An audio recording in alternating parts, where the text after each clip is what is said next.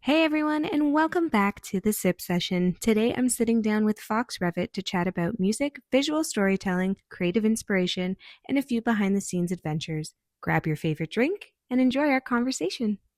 Hello, and welcome back to the Sip Session. Today I'm so excited because we have Fox Revett with us, and we have so much to get into. Hello.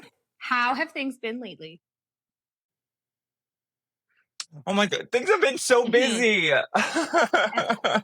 You know, it's like one of those things where it's like I just have so much coming up for the summer, and I think when you're me and you're someone with like who comes in with like crazy big ideas and all that, uh, you kind of forget the level of work that That has to comes go into into it. everything. Yeah. Yeah. That leads into my next question. How would you describe yourself as an artist? Oh, how would I describe myself as an artist? You know what? I would describe myself as kind of like it's funny because there's like I have the answer, which is always like I'm sort of like that romantasy cover novel come to life in like a very colorful, expressive way. But I think it's funny. My album that I'm putting out in July, the entire conceit of the record is me figuring out my identity by trying everything. Um, so it's like I've definitely like found who I am now, but you know, up until this point, the music has all been about the journey of getting there. For sure. And I mean, as an artist and a person, I feel like that happens because we go through different seasons in our lives. And then as an artist, it's like whatever season you're in is kind of what you're making your art around. So you hmm have a new single. Tell us about it. Very exciting. Okay. Holding On by Fox Revett is out. And what it is I have this song that I wrote, I want to say it's about 10 years ago now. And it became known sort of in social circles as the song 1,000 Days, which I released in March. And what happened was I wrote this song at my childhood piano that I had in my apartment. And I wrote this song and I produced it a couple of days later. And this song sort of had two different journeys where I would have this demo produced version that I worked on for a movie. And then this version that I would always play at piano whenever I would be at someone's house that has a piano. They're like, oh my God, play that song I love. I love that song. Play it for me.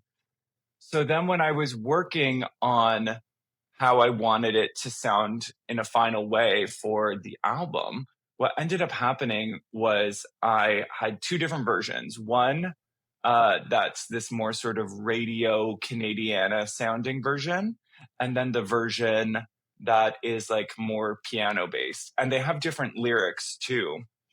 So this song, the piano version, which I feel definitely like the most attached to. So why release it now? If it has been kind of in your life for so long, is it just like you felt that it was ready to be out there in the world for all of your listeners versus just like your close friends that knew about it? Or You know what? It was specifically this version is the closing track of the album that I'm putting out in July.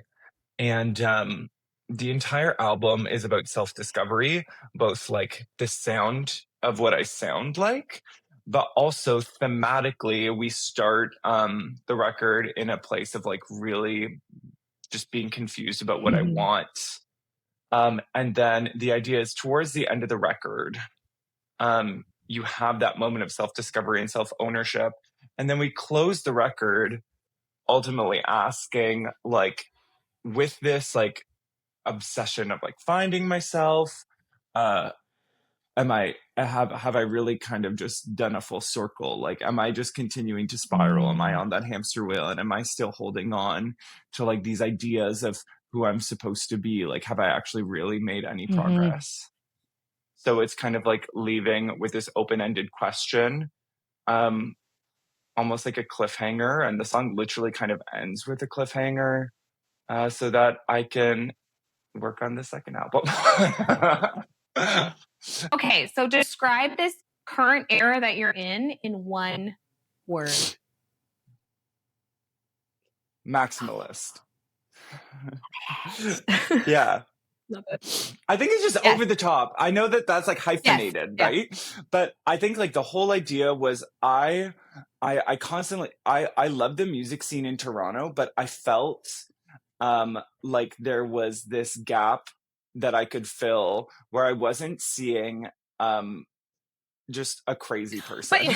I was like, there always needs to be one person where you're like, what is that person doing? And I was like, was like, that'll be me. I don't know if it's what are you doing, but it's like, it is something that nobody else is doing right now. Currently, like you're not really seeing it in the Toronto music scene, so you stick out with that, and I love that for you, maximalist. Well, the thing is, like, for my whole life, I found like any time that I find any level of success or achievement, a lot of the times it's because I'm doing things differently than other people. And even in school and in music competition or in anything, like when I was growing up, anytime that I would try and do things the right way, I would kind of fail. And even like when I first started releasing music as myself, it did not do well. And not because it wasn't good, it's just because like I was trying to do things the way that everyone else does them. And then I decided sort of specifically a year ago that I was like, I'm just gonna do things the way that I want to do them. I'm going to show up being the person that I want to be.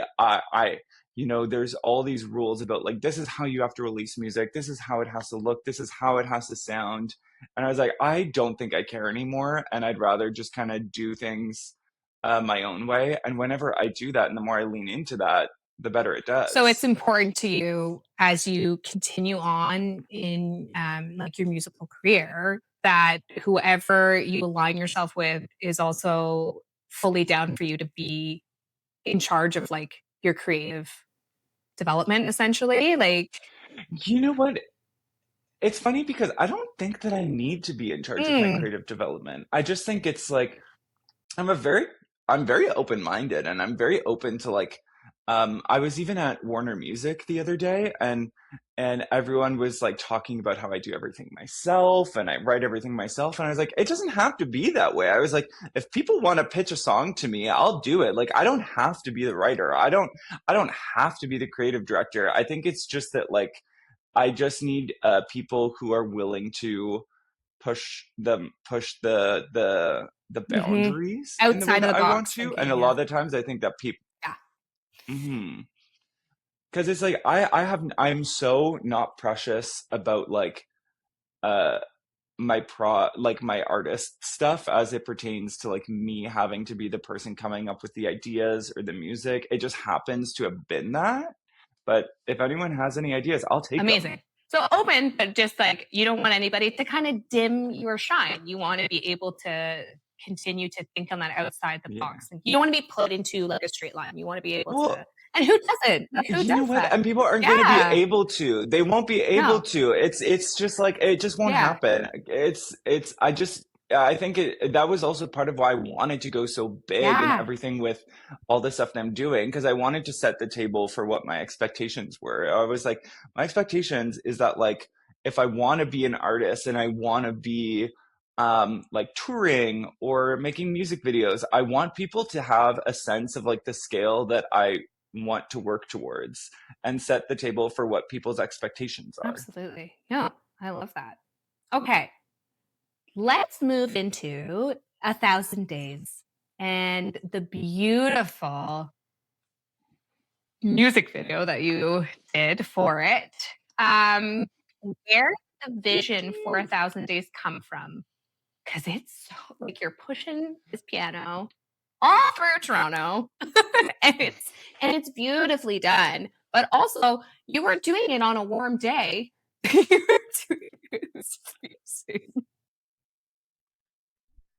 I don't know what I was thinking. It's funny because like I had a couple different ideas for that Hmm. video over time, and one of my friends, Adrian, who I think he co-produced that song with me, he came up with this. He was like, you should do like a Greek mythology thing, like Sisyphus pushing the boulder up Mm. the hill. And I was like, great, I'll push a piano up a hill. And then what they don't tell you is that pianos are like 600 So pounds. heavy, and you're not pushing it downhill And or I would flat. You're pushing it stuff. What? up a hill. And then the idea was like, I guess the song itself is about a romantic Hmm. relationship, but a lot of this album creative and other themes are largely about like um the art of wanting to be an Hmm. artist, and how oftentimes it feels like, so the story of Sisyphus, he was banished to the underworld and he has to push a boulder up a hill for Yeah. eternity. And every time he makes it to the top, it goes back down to the bottom. And I was like, well, that's kind of the creative struggle, isn't Hmm. it? It's like you're like pushing so hard for these creative victories, and right when you're at the top, you're back at the Yeah. bottom. Because it's like, say you have a song that does amazingly, you're like, okay, well, now I need to do another one. This year I had like a huge blow up on TikTok, and you have like these Yeah. millions of views, and then you're like, oh, this is amazing. Now how do I do it again? So that was the idea. And then at a point I was like, oh, I'll shoot it in summer, and I'll make it like pushing a piano around, but I'll make it like sultry, like I'll wear no clothes. And Oh my God. and then I was like, wait, that is so antithetical to the music. And then I was like, you know what? I'll do it like, oh, I'll do it in November. I thought the idea was like November. It'll be chilly, it'll be whatever. Um, and then I just wasn't ready at that point. Hmm. I needed more time. And so then we shot it like the first week of January. And I'm like sleeveless in downtown Toronto, pushing a piano around in like -10 degree weather. It was freezing. I mean, this was on record like one of the worst winters we've ever had in this city. 100%. I was dying. Yeah. I was like, it was a lot of the times you're on set shooting a music video, and like even the content shoot that I had for the album, Yeah. you're like, oh my God, what an amazing day. I had such an amazing day. Oh, I was so inspired. I did not have a good time that day. That's the worst You know, day. Yeah. we're getting like the best shot of my life. Like I'm in the middle of downtown Toronto at a four-way, Yes. in the middle of an intersection. The camera's like Yes. roping around Yes. me. The wind is blowing in my hair. Like best Stunning. shot I've ever gotten in my Yeah. life. And I'm like, this is the worst. I actually hate this. Yeah. So visually, actually stunning. The entire thing. Couldn't tell that you hated it. Couldn't tell. And you Oh, had this gorgeous, like, we'll talk about your fashion also a little bit later, but you had this gorgeous coat for the beginning. And it was, but just visually, and then like as you're pushing it up the hill, like it comes off, like it is stunning. But I completely relate to not having a good time because yeah, so you could tell. the thing is, I have this giant coat. I wish I Yeah. had it with me, but I had the giant coat for the shoot, right? And Mm-hmm. I was walking around with it, doing the whole shoot. And then I was going up the hill, and I was like, okay, I need to take the coat off because, Mm-hmm. like, I was like, we need to look hot and sexy for TikTok. I'm Mm-hmm. kidding. I'm not. Just for And then, TikTok. but then it was really mainly because I was like, okay, I actually can't, I need to take this coat off at some point because I can't be wearing it at Young and Mm-hmm. Dundas. It will get so filthy, or like people are like gonna just like pour drinks on it or something. Like Mm-hmm. it's just Mm-hmm. I'll like pick up cigarettes or something. It'll get caught in like TTC tracks. I was like, I Yeah. can't do that. So I was like, I need to take it off. But then I get to Young and Dundas. I'm like, oh, I'm freezing.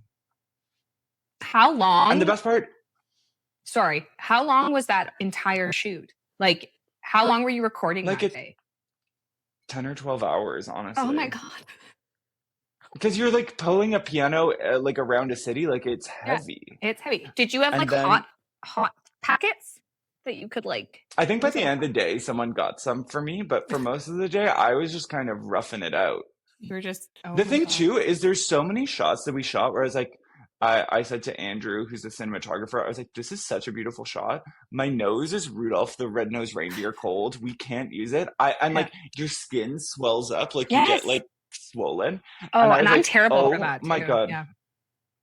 I know, I'm like I'm the shade of pale where like you turn into a beet and you like expand. And so there were Well, so many shots I was like, this is a beautiful shot. I truly have never looked worse. we cannot use it. Well, the ones you used, it still works. And it's so funny because you say like the coat was like for necessity at the beginning and then you felt like you had to get rid of it. But the way that it was shot and like edited out, like the way it happened, it seemed to really fit with the song. So honestly, like, well done. Well I done. think I got lucky. I think sometimes you get lucky. You're like, oh, thank God that worked. It's a little bit of Thank luck. God. It's a little bit of planning, a little bit of luck. Um, did the visual or the song come first? Oh, well, in this case, the song. Like The the song, song yeah, had been around for so long. yeah. And it's funny because a lot of the times I think that they happen in tandem, or you have Mm, an idea of what the visual is going to be. yeah, Um, but I think usually the song always comes first. yeah, But in many ways, not because I have a list of yeah. ideas for visuals. I have like a full list of like concepts. Hmm. So it's like if a song shows up and I'm like the concept works, I'm like, oh, we got it. Yeah, perfect. I'm trying to think like, did I have a song with the visuals? I think like when I have a song called Nice, and I think for that one, um, they really happened in tandem. Like I had an idea for the chorus, and then the rest of the song, I knew I wanted it to be like varsity meets pageant. Hmm. Yeah, And that one definitely was like informed by what I wanted the visuals to be. nice. So maybe sometimes it depends, but the idea is always there. I figure Mm. too when you're writing, you're probably visualizing like how you kind of want it to look or things like that too. So maybe it's a little bit in tandem, like you said. Yeah. And Yeah, I think it's usually like things happening in tandem with each other. At least I do need to like have that feeling where you know that it will go somewhere. Like if there's a song that I don't see something for, then I'm kind of like, I don't know what I'm supposed to do here. for sure. Yeah. Okay. Now you also direct and create for other artists, right? Because you've been directing music videos and photo shoots for other artists. So how Hmm. did that just kind of come naturally? Was it something that you wanted or did it like fall into kind of what you were doing because of what you were doing for yourself? How did you kind of get into directing creative shoots and music videos for others? Um, it's funny, like what I'd say like the main way it happened is because I write and produce everything by myself Mm-hmm. for the most part. Like that's changing moving forward, but I was sort of a lone wolf, so you don't get the opportunity to network with people, right? Because Mm-hmm. it's you're kind of doing everything on your own. The main thing was like it was a part of like creative exchange. It was my way to network with people, was like helping people film content. Like I have nice cameras, I have lighting because I like photography and videography. So it was an opportunity for me to network. And then I think that in tandem with people seeing what I was doing for myself, had some people being like, "Wait, I kind of want a piece of that pie," and and then I guess that's how the ball started rolling in that way. And it because like it was my way of like uh getting to have like a bit of creative exchange, and then it also was this thing where like I remember in university I had this professor who was talking about like the greatest asset you can have as an actor or a musician or like any kind of artist is your imagination.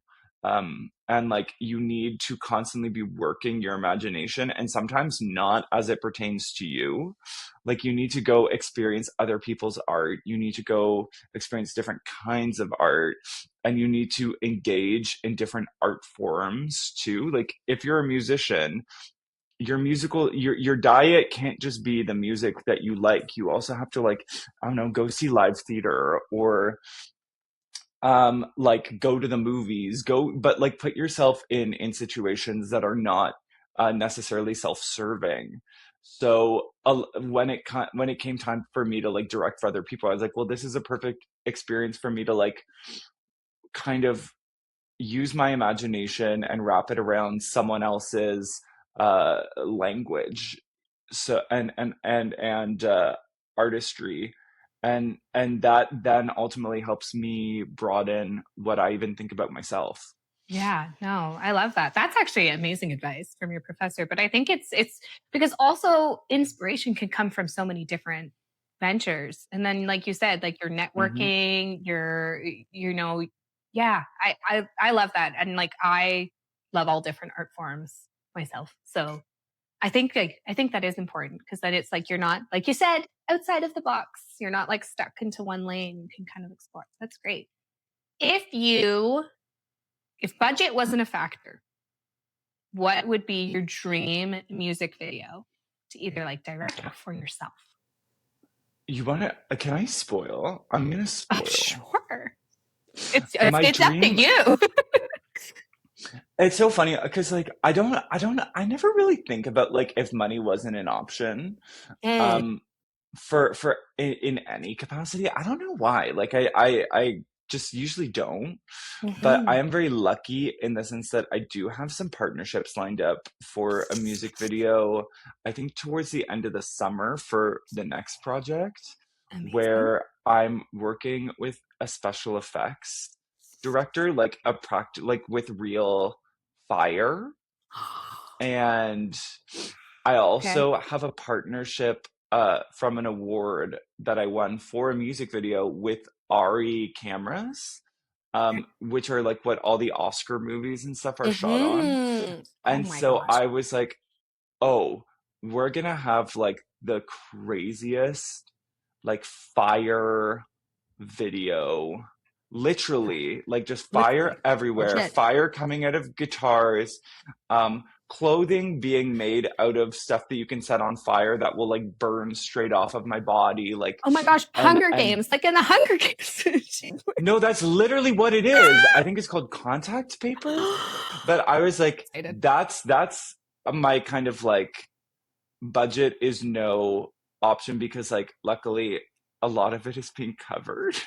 And Hey, there you go. Your dream music video is essentially kind of coming through.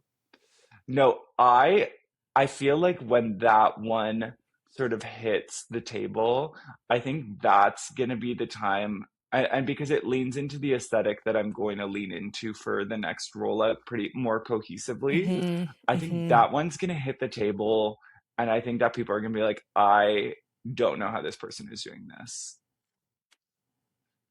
And like I'm you can't excited. replicate it. Can't. And so I'm excited to do something that They they can't can't do. replicate. They could try, but it won't be the same. And I dare you to try. Yeah. Hmm. I dare you to try. Okay. Well, I'm so excited. I can't wait then. So that you said the end of the summer. So would the rollout for it be in like the fall or would it be quick? I think okay. The vision I have like I'm happy to spoil everything because I don't I have no secrets.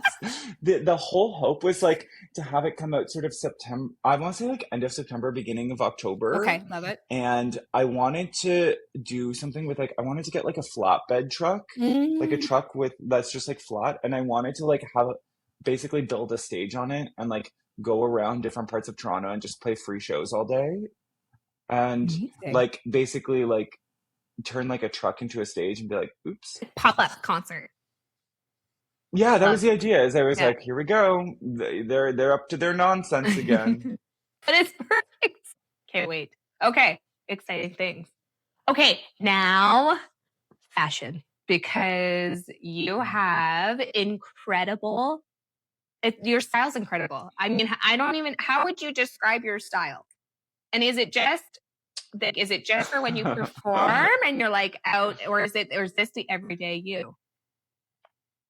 think Everyday. it's everyday me. Love it. I mean, like even in my off duty look right now, I have this Yes, shirt I know. covered in like monkeys, I love it. and I'm wearing these pants with like fruit on them. Mm-hmm.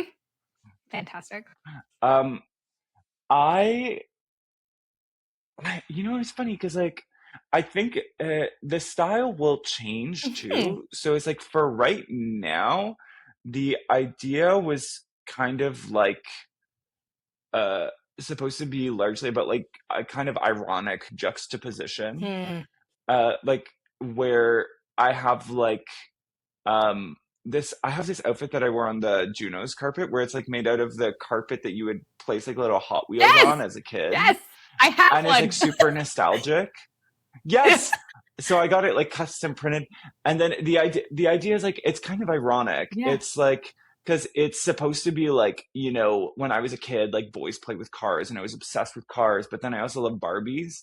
So I kind of wanted to be like the Barbie in the the Barbie meets the boy car carpet, and like these sort of like ironic things rubbing up against each other. Like I have this crazy denim piece that I wore in 1,000 Days and a couple other things with like this star at the center of it, and it was supposed to be like this is kind of ironic. Like everyone makes fun of the Canadian tuxedo. Mm. Yeah.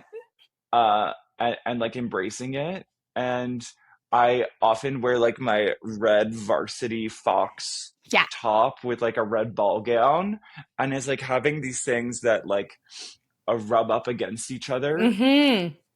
Mhm. The And contrast, the I'd say contrast like between the for two. the Yeah. longest, yeah, I think for me like the biggest thing was like having stuff that is intentionally like discordant.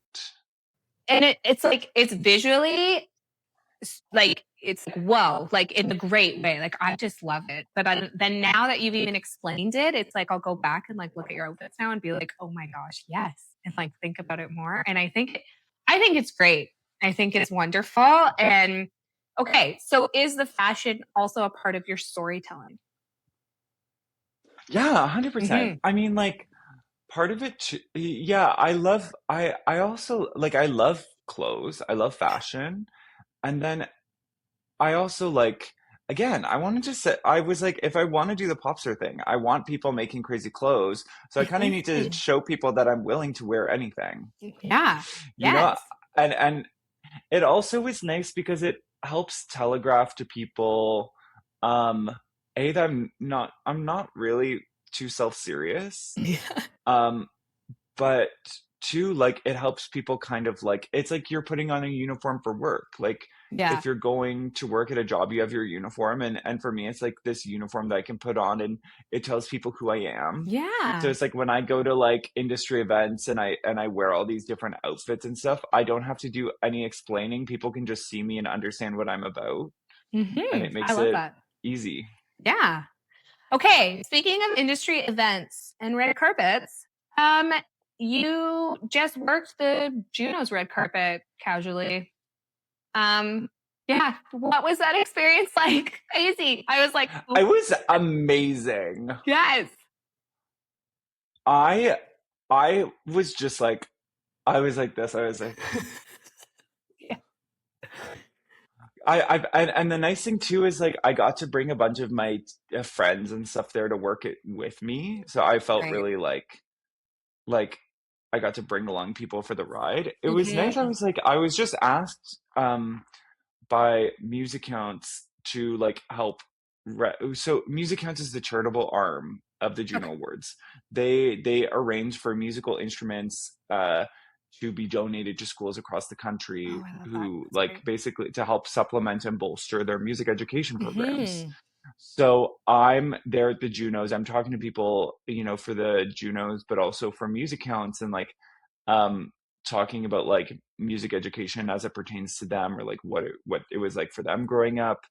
Um, and then also to ask a couple little sassy questions, of course. Mhm. But it was amazing because, I think when you're on the red carpet a lot of the time, you're being brought around to all the different media and stuff like that. Mhm. And I think like at least for me and the way that I dressed on the carpet and the way that I talked to people, it was really just supposed to be about like uh people just having fun and being silly and like, you don't have to worry, you don't need to say the right thing. It's like we're Yeah. just hanging out. Yeah, absolutely. What was your biggest surprise from the experience? Like, did anything happen to you that you were like, "Oh my gosh, okay, this was didn't expect that." You know what? There were a couple, but Yeah. I'll say like the one that really like shocked me is I didn't know that like Sum 41 and Blink 182, sorry, not Blink 182, it was No. Sum 41 and Billy Talent were gonna be there. Oh yeah. And Yeah. and then I was talking to them and I was like, when I was a kid, I was obsessed with Sum 41. And Yeah. I remember one day, like they were just on a compilation CD, and I was like, "This is the best thing I've ever heard in my life."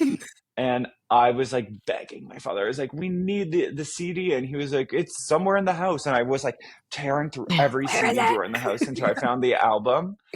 Um, and I was just like so obsessed. And then later on in the night, there was a uh an event, like a Juno's event that I got to sing at and I got to perform Amazing. for them.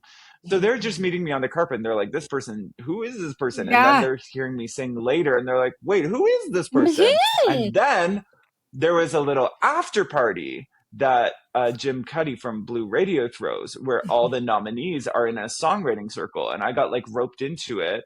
And Oh then my the gosh. guy who was wrangling the talent for the event was like, I heard you sing earlier tonight. You're going to do that song again. And he like pulls me on stage. I'm performing. We have like some of the guys from like Sum 41 like playing on guitar or something.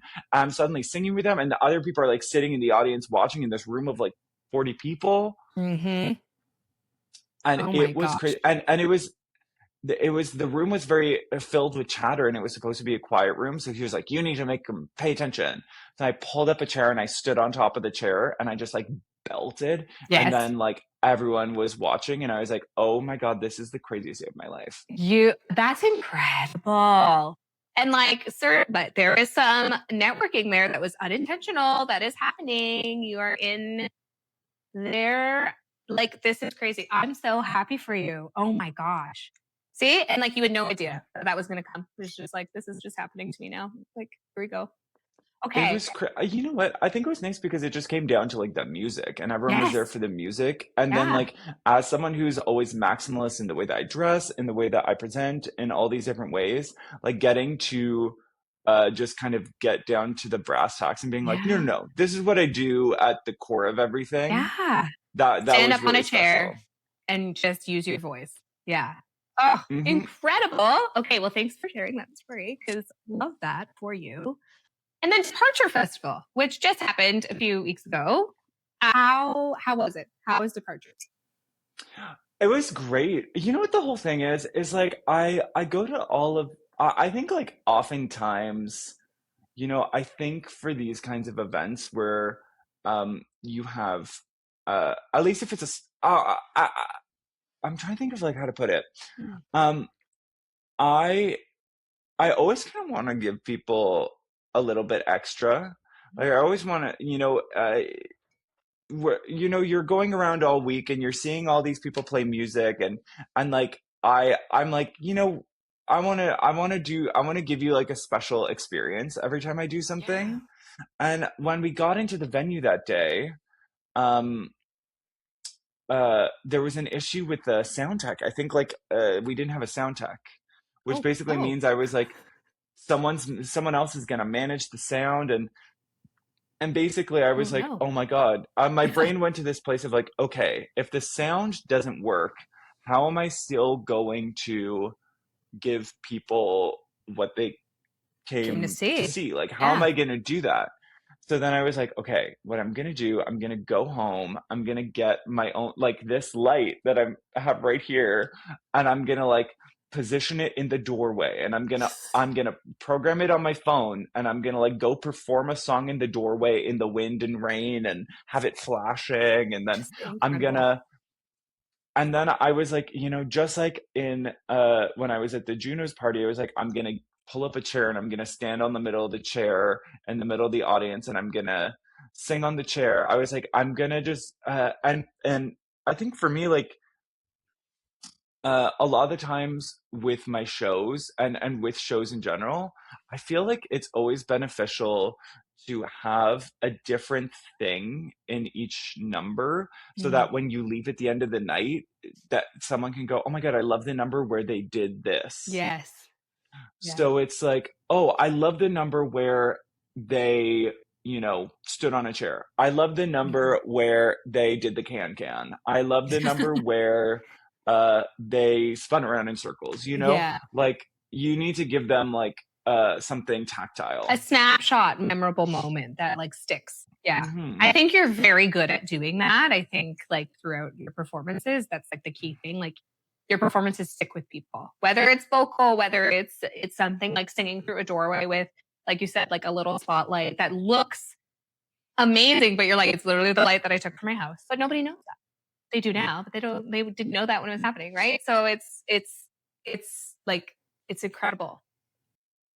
But you know what the other thing too is like so for that venue, it's the Gladstone Hotel, and I Hmm. used to host like a drag thing there, and a lot of drag queens would host drag brunch there, and Hmm. so there's all these little bits that I'm like, I know I have from doing drag that I'm like Oh, so many singers, I'm like, why aren't you using this? Like the whole thing is like drag queens love to like do their lip sync, open the door, go perform in the street yes, with a stranger, and yes. that kind of thing. So I was like, you know what? I'm just gonna do that. I'm literally, in the middle of my song, I'm gonna walk out the door and I'm gonna sing from the sidewalk, and it's gonna Perfect. be silly and, You're pulling from like pull other from. avenues. Yeah. Yeah, yeah, yeah. Mhm, Absolutely.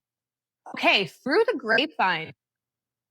That was your own showcase, like something that you put together, beautifully done. mhm. What inspired through the grapevine? Oh, you know what? It's funny. It's funny where it's like it's a very chicken or the egg scenario where I was Yeah. like, I know I want to do a show around this time of year.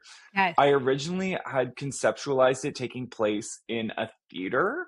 I was like, oh, I'm gonna do like an immersive show in a theater, like a classical theater. And then I was, thinking about, okay, what are my budgets? Like what all these different things. And I remembered, I was like, you know what? My friend David had his 30th birthday at Paradise Grapevine, like in the winery space. And I was like, that was really fun. And I was like, I wonder what I could do there. So I messaged them and I was like, this all makes sense. Like the song that's coming out, I wrote at the piano one night after drinking a bunch of red wine and being sad. And so this all kind of like makes It sense. all goes together. And Yeah. then they were like, well, let's release a wine together. It was like right around the time that my TikTok started taking off. So they were Yeah. like, we should do a wine. And I Like was like, what? So yeah. cool. That's so cool. So then it was like this sort of thing happening in tandem. And then even in that space, I was like, okay, we have the wine barrels, and I wrote this music and these journals and stuff. So I was like, what I'm gonna do is I'm gonna like take apart all my old songwriting journals and I'm gonna create like sculptures out of them. And the piano that I pushed around the city, I'm gonna like decoupage in all of my old Yes. journals.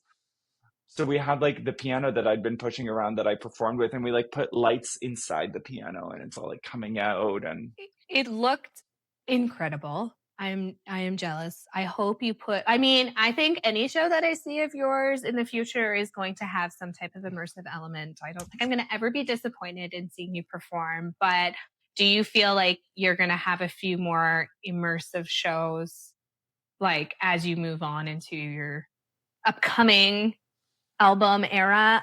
should I tell you? Should I tell you You what's should always happening? tell me. Yes. Always. I'm never going Okay, to say no. but you have to promise you're gonna be there for it.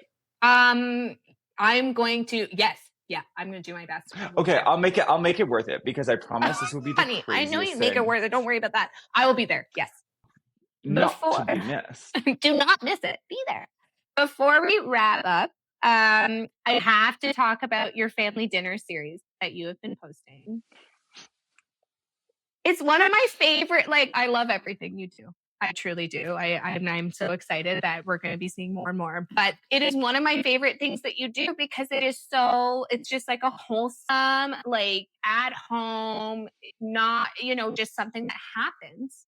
So I kind of want to know, like, how did this family series, dinner series kind of start with you? Is it something you did like growing up or, yeah, yeah, I It's love it. interesting because like It's so funny because growing up, we would always do that. Like we would always kind of sing for our supper. But Yeah. then I think when I became a teenager, I became very shy about doing Mm-hmm. it. Like I really didn't, anytime my parents would ask me to perform for the family or like I always became very reluctant to do it Mm-hmm. because I always felt like I was drawing too much attention to myself and it was very like I was being a little self-indulgent. Mm-hmm. Or the other thing is like, your biggest supporters are also your biggest critics. So Yes. like if something doesn't go as good, they might be like, well, Maybe you should stop. well, uh Yeah. and I think I and the thing is I always have a family dinner with my parents on Sundays Yeah. for the most part. And I think I was just like having the song take off on TikTok. And, around that time, there was also a lot of people having discussions about how like singers on TikTok are fake. They're not actually Yeah. singing Yes. live, they're Yes. pre-recording this. And because there are people do that a Yes. lot, And a then they lot of people. add, I mean, you can most, you can tell though. I feel like you can kind of tell when it's not live. Like you know what? It's funny too, because like people will a be little like, bit. oh, like people auto tune things. And I'm like, who cares? Like, I Yeah, who honestly don't cares? care. Like And it doesn't matter. every once in Yeah. a while, if there's a note that's not good, then like, Tweak it. But like, but yeah. Anyway. Yeah. But then it's like when you're doing, I was like, I kind of want to show people that, you know, in the context of a dinner table where Mhm. like my parents are gonna talk maybe in the middle of it, or Yeah. maybe they'll talk around it, Chit chatter, like, yeah. um, but it's funny because when we've I recorded two takes. And the first one, I was like, oh, that was okay. And then Mhm. the second one, I recorded it and it ends with Ruby, my childhood nanny, who's like my second mom, going, that one was better. Fantastic. She's like, that one was better. You're like, great. And it's Yes. so the people who all stick around to watch the whole video are Yeah. like, we love, Yes. Chicha over there telling it like it is. Yes, because But it's then it's real interesting life. because like I have so many more that I'm going to post, and there's even some where my brother, who's a musician, I'm just gonna post him doing his solo one. Yeah. Because it's funny, like the most recent one I posted, I mean, like like um it was interesting because you I think like every once in a while you get hit with like a little bit of homophobia, and Yes. and Yeah. and I'm very excited to sort of show the ones where my brother and I are singing together because I think it kind of like shuts those people up where it's just like, Mhm. listen, like what are you gonna do? Like we're a family that loves and respects each other. You're Like like, sorry. who cares? Yeah, and it's interesting because I was gonna say, like, with these very, not oh my gosh, I'm losing my words, but just it's not staged, like, really. Like, it's your Hmm. family dinner. It's very authentic. It's like, this is happening. This is something that we've done for years, and, like, I do, and now I'm just recording Hmm. it to share. And you get all these views, and you get all this praise, and people that love it, and people that relate to it, and then what comes with that is also this criticism and these people that Yeah. feel like they can share all of this stuff, which I have many thoughts on, that go against it. And it just gets like to a point where it's like, that's not even what the point was. And you made a few stories. I think I commented on them because I was like, yes, like where you were like, that's not what Yeah. this was about. Like, and to those people to think that they're going to hurt me, like that, it doesn't. And like, so I'm sure you get that a lot online. That's kind of the interesting thing about Yeah, like I mean there's always like trolls and stuff of online. The thing that course. I find funny is when because like is that people think that they can get me. It's like Yeah. I'm dressed like a crazy person. I'm dressed in like this crazy outfit and they're Yeah. like, "Hey, by the way, you're gay." And we don't like that. And I'm like, that is really unfortunate that I don't care. Yeah. I was like, I don't care. I think we're too far gone. I think we've like passed that point where and it's true. I think like in the music industry too, like uh you know uh like no one can really tell me anything. Like Yeah. I know who I am. I Yep. you're not gonna get me. I Hmm. think the only reason that I made that I kind of drew attention towards it is because it involved my family and it was people kind of 100%. projecting things onto them and I'm like that's Yeah. kind of weird. I Yeah. was Like, like, stop. you Like, you don't know, know them. Yeah. Like, you don't It's know interesting, them. like, Yeah. hmm but it's like, everyone has their cross to bear. Like, there's so many women in the industry who get hated on because like the women like often are not allowed to like uh if they're a producer or a songwriter, they'll always like get swept under the rug, saying like a man did all of this. and Mm-hmm. and for like a lot of people of color, um they're subject to like racism and stuff like that. Mm-hmm. So it's like it's unfortunate when things like kind of when you can get the haters Mm-hmm. in the conversation. The problem is that like people who troll you online, it's like, you don't know me, and I No. know that you don't know me as well as I know me, so I'm not gonna let your opinion affect me, because like I dare you to know me better than I know Yeah. myself. Has anybody like taken it too far? Like, if you've ever had an experience where it's been taken too far, like they've been messaging you, or has it just been like comments and you've been able to kind of let it go? Because I um know sometimes they yeah, can get really like in there. I think so, like, but again, at the end of Yeah. the day, like, Block. Bye. I don't care. Yeah. Yeah. Yeah, Yeah. I think when you it's interesting, because when you choose to be an artist or a creative, like, you open yourself up to criticism. Absolutely. Um, and when you do that, you kind of have to create a separation of church and state. So it's like, if people have something to say about me on the internet, in like the capacity that I'm showing up in a front facing way, that's Hmm. just never going to hit me in a personal way, because like in many ways a completely separate identity. Yeah. Whereas like you're not gonna hit me because we're not talking, Yeah, you we're know? not like we're not connected. Absolutely. I think that's great. I think Hmm. I will never understand why someone takes the time to write something unkind. Like, just scroll away. Like, it's just like, It's funny too I though, just because don't like I understand. often will it's funny because like I'm very much like a live and let live person. Like, Mm, you know, mhm. if it's not for you, who cares? Yeah, yeah, exactly. But before we wrap up, we always do a fun little rapid fire to kind of Mm. end our chat. Okay, I'm ready. So are you ready? Okay. Okay. First one's pretty easy. Coffee or tea? Coffee. Used to Okay. be tea, What's back to Yeah, coffee. back to coffee. How do you take it? Black. Mm, love that. How do Are you a people say it? morning Do person? people say milk and sugar most? No, they don't say milk and sugar. Some of them are like, oh, I like a latte. I've had a few friends, like few people have said black. Yeah. My dad, I used to drink my coffee with like milk or cream and sugar. And then my dad Yeah. once, like, we were at a movie and he's like, if you're gonna put that much milk in it, why don't you just order a milkshake? And then I was like, and then Wow. from that point or onward, I was like, I'm just drinking black coffee. I I I don't have like a standard. Like, I'm like, it's my ADHD, honestly. I change things all the time. So I had an I oat milk sometimes I'll latte drink it yesterday and black. it was amazing. Right? So like sometimes it's just dependent on what I either have or how I feel. So Hmm. that's okay. Morning or night person? Neither. Afternoon. I'm asleep during both.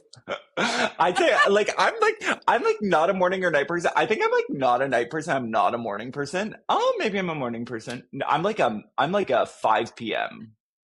5 p.m. When you wake up, like, are you like a person? Like, do you feel like you can talk to people, or do you need like to like an hour or so to like connect with yourself before you connect with the world? I definitely need like a moment. But then it's like that at night Same. too. Like, if I go out at night, a lot of the times I'm like, don't torture me. I want to go home. Yeah, homebody. Hey, I'm with you. Yeah, that's great. Okay, songwriting or performing? Ooh, performing. Yeah, I think like, because like songwriting, you're usually, I like performing because I'm already in the fun outfits and everything. Mhm. Yeah, it's like ready to go. Mhm. Favorite Canadian artist? Don't do this. Oh my Sorry. God. Oh, I'm a big I know. Canadian artist person. Maybe you know what, a big Maybe inspiration someone for me right to now? start putting out my music was Yeah. Ali X. Like I'm a huge Ali X fan. Ooh, right now, can I look? Yeah. Because I'm always listening to Canadian music. Yes. Look, I know there's so much good Canadian artists, like an emerging artist. It's hard to pinpoint. I'm sorry, I gave you that question. No, I love it. Oh, you know what? Um, oh my God, why is it escaping me? Literally my favorite album of last year. Rochelle Jordan. Oh, okay. Okay. Rochelle Jordan. Oh, Rochelle, this is for you. I love Rochelle Jordan. Okay. Oh, There you go. so good. There you go. Dream collaboration. Oh, you know what? I always like, I think it needs to be like so random. Mm. Um, and dream collab. I never even think about I that. know. Is that weird? No. I think I would want probably like I think I'd love to have like a collab and like really sing down. I think like Miley. I think like a Miley collab would be so cool. Because like we would both just be going like, "Rah!" I Like love I would it. love that. Love it. Yes. Okay. And if your music was a drink, what would it be? Oh, it's been many. It's been Currently, a whole currently, menu. what would it be? Or the upcoming album? What would the upcoming album be? You know what? This upcoming record out in July. Mm-hmm. Ooh, definitely like a little. It's alcoholic for Well, sure. sure. I think like it's definitely alcoholic. Mhm. I would say, it's definitely sparkling. Ooh, it might be like a spicy, like Campari and like a spicy. It would be like a spicy Campari, like spritz Yes. with like blood orange Yes. and like lemon juice and Yeah. like Sounds it delicious. would definitely be like one of those drinks where it's like spicy, bitter, sweet, Mm, a sparkling. little bit of everything. It's like an Aperol spritz, but like there were just a few extra ingredients that got brought Mm-hmm. into the Mm-hmm. mix. Yeah. Love that. Okay. And our closing question. What advice would you give someone chasing a creative dream? Oh, um, hmm. I would say just like do it. I think my biggest regret is not just like doing things, like always editorializing, always holding yourself back, always saying like I need this to be perfect. The reality is like you don't. Yeah. It shouldn't be. Yeah. I would just like do it. Just get it done, do it. And also be delusional, like and ask for more than you think you deserve. Because the probability is that people think you do Yeah. deserve it. Incredible. Absolutely. Well, thank you so much for chatting with me today, Fox. I am like so excited Thank you for for having me. everything that is about to happen in the next few months for you. And I just can't wait to hear it all, to see it all, to be a participant of it all, because I'm definitely coming to check out upcoming shows. But we cannot wait. Oh, and where can fans find you? Where is the best spot to Oh find you? my God. FOXREVETT. Listen on Spotify, Apple Music, Amazon Music, Oh. YouTube, TikTok, Instagram. You know what? It's funny. Like my platform of choice right now is definitely Instagram because I Mhm. feel like I can like sort of balance the creative posts and like the TikToky singing Yeah. posts, and I feel like you get a good capture. So Yes. I'm like, go on Instagram, Fox Revett Music, Mhm. and I'll post all the links too. DM me. Say Yeah. hi. Say Yeah, hi. everyone DM me. I'm like such a chatty Cathy. Say hi. Say hi. Amazing. Oh my gosh. Well, thank you so much. Cheers to you. A huge thank you to Fox for joining me on the SIP session and for such a fun conversation. If you enjoyed today's episode, be sure to like, comment, and subscribe. You can also check out Fox's latest music and socials in the description below. Thanks so much for sipping with us today. Until next time, cheers!